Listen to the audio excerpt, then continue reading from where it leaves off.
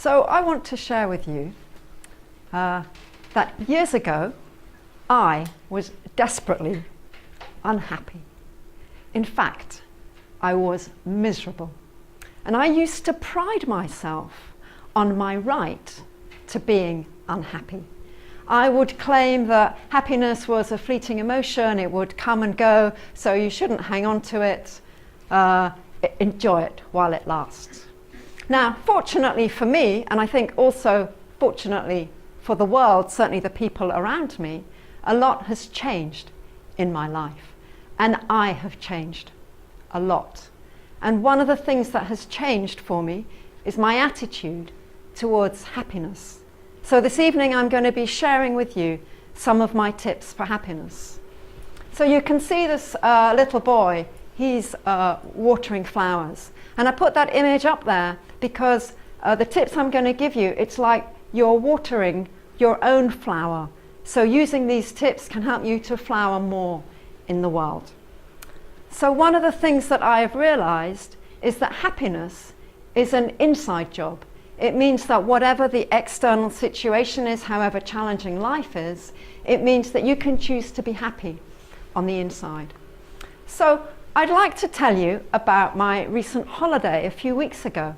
Had the good fortune to go to the Dolomites in Italy.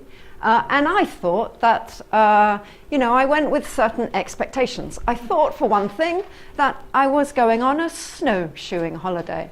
And as you will see, there's not a huge amount of snow in these pictures.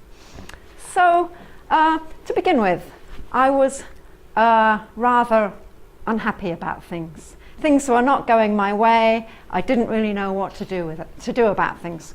So what I decided was that this was a perfect opportunity for me to practice my happiness strategy.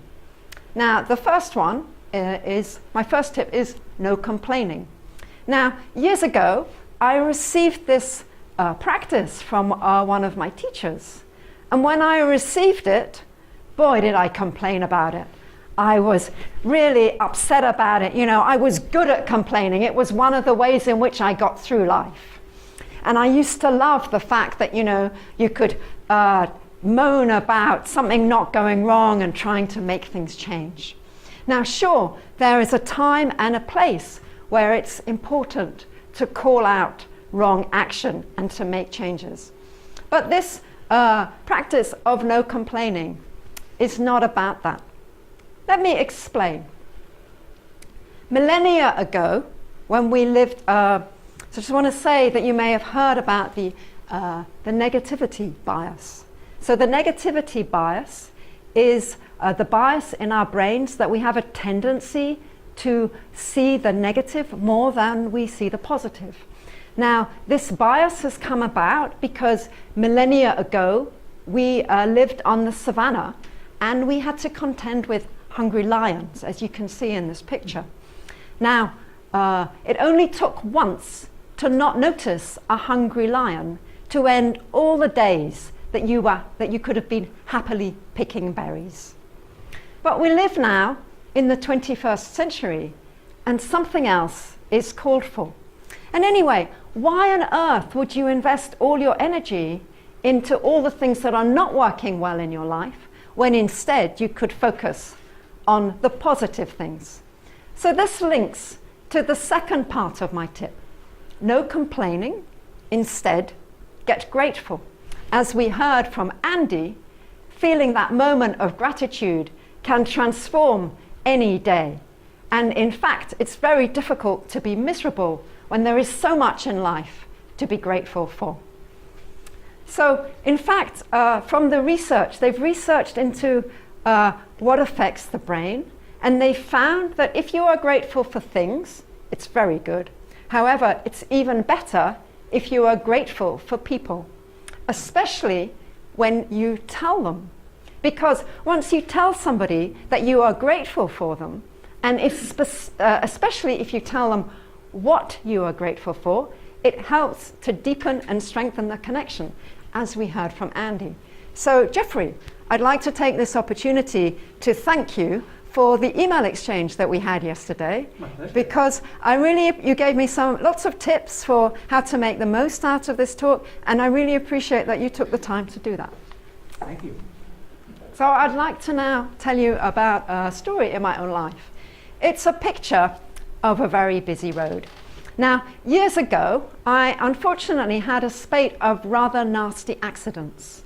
And the accidents, they kind of got quite severe. This particular accident, I believe, actually happened somewhere else on that road. It's a very busy road, but it was the shortest way for me to get to work, and I never did like to get up in the mornings. So sure enough, I was cycling along this very busy road, and one day I got hit by a car. It was a pretty nasty accident, and I've still got the scars to prove it. I was very shaken up by the situation, and I felt like, my God, I almost died. I could have died. And I spiraled down, and reflecting on it now, I realized that it was kind of a shock reaction, because it's strange. You know, I had been very fortunate in this accident, but suddenly I was in this pool of depression. So this carried on for some time, but eventually I got to a point where I was going to bed at night, and I was lying there in my bed, and I was like, well, I might have died, I might be dead, but hey, I'm alive. And then I realized that actually on this particular day, this good thing had happened. And yeah, then something else good had happened. And then there was another good thing that had happened. So I had realized that by feeling grateful for all the positive things that were going on in my life, that actually life was pretty good. And I believe that this is one of the things that helped me the most to come out of this state of shock and depression. So I'd like to move now to my next tip. I call it savouring. Now, I think all of you will have had the experience of tasting one of those really delicious Belgian chocolates. And sometimes we remember that, yeah, this is an opportunity for me to really savour the moment and to let all the tastes mingle in your mouth as you really allow the chocolate to enjoy it for as long as possible. So the good news about savouring is that it works with more than just chocolate. So this is what you can do. Take a moment that feels positive and where you feel safe and calm. So there are many, many such moments in an average day for most of us. And usually they go whizzing by and we barely notice them. So this practice of savouring is to take an ordinary moment. I don't know if you saw that this afternoon there was the most amazing sunshine here in Brussels. So just taking that moment to notice something very ordinary, like sunshine in a place like Brussels, or just noticing that, you know, you're feeling quite warm and you're feeling safe. A very ordinary moment. So this is how savouring works. You have such a moment. First of all, you notice it. Then you pay attention to it. You let your mind be fully absorbed in the moment. But it's not only about the mind, it's also about the body. So you notice how your body feels in this very ordinary, everyday moment. And it's as if you are imprinting this moment on your body in a very visceral way.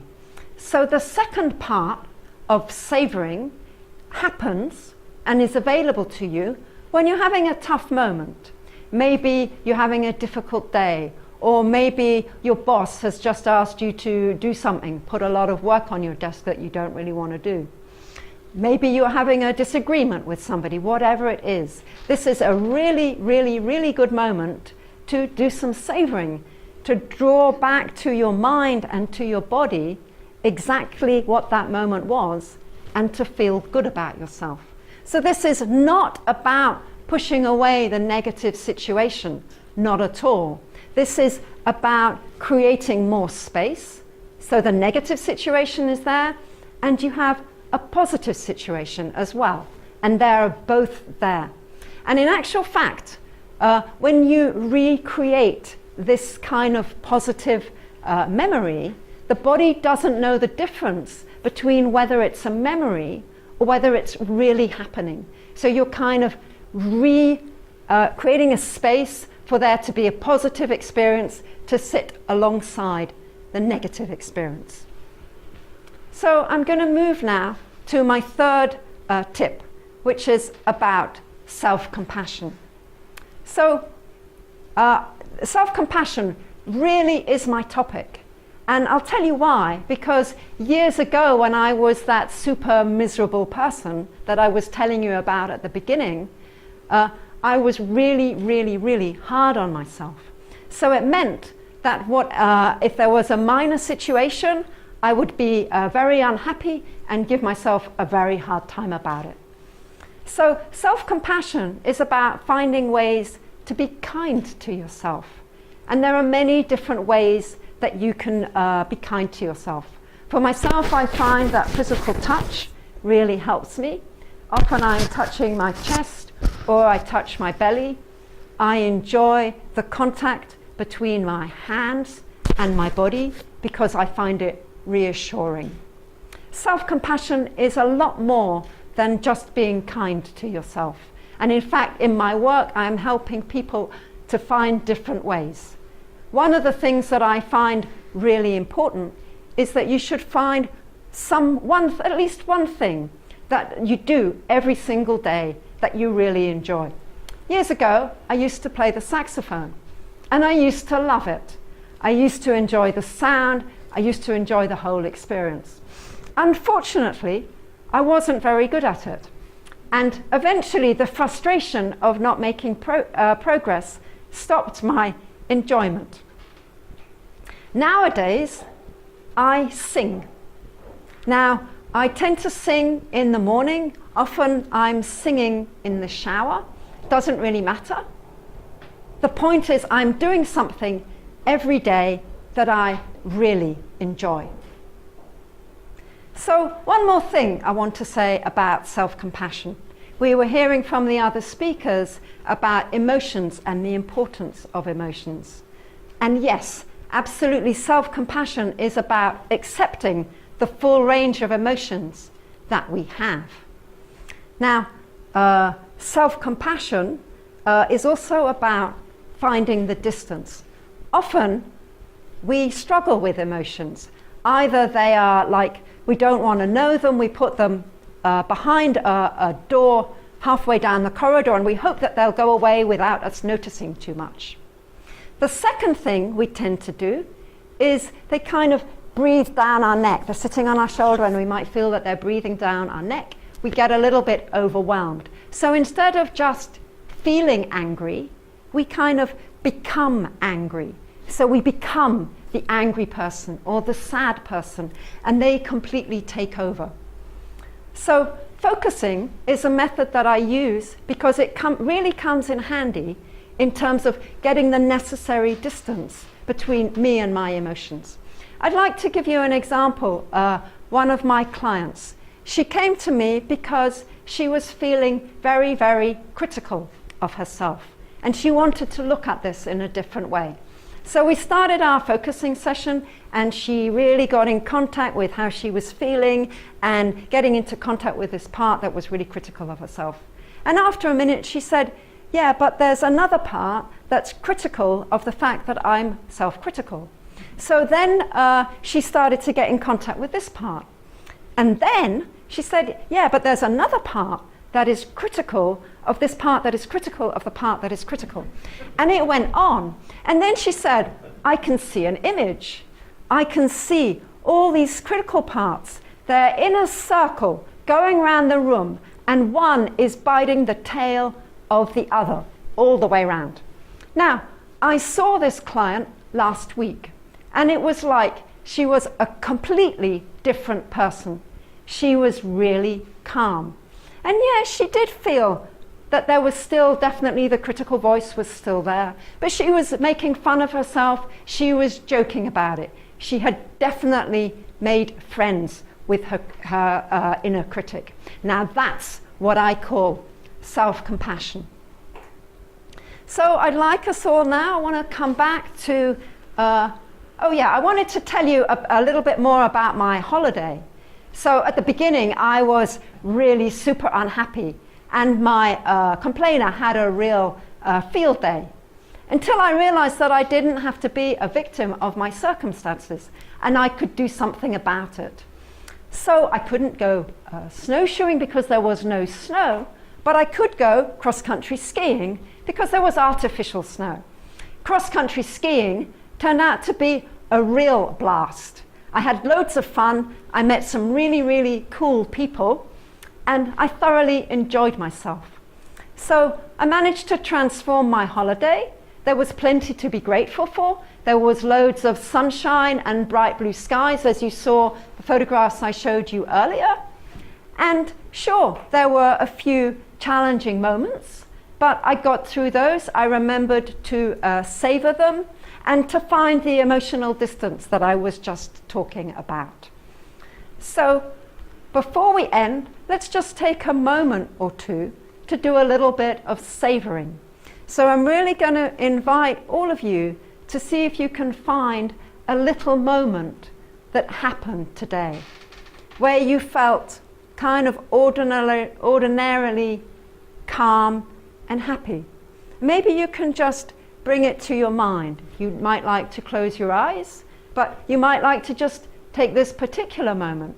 You're sitting here, and I'm standing in front of you, and actually for me it's a pretty good moment because I've got all of your attention. So maybe just bring this moment to mind that you've found for yourself and see if you can really imprint it on your body. So to sum up, my 3 tips for stocking up on happiness. First of all, no complaining. Instead, be grateful. Then savor the positive moments.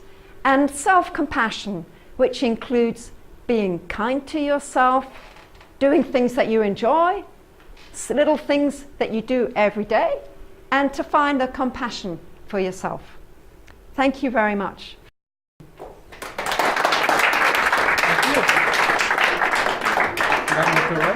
Thank you.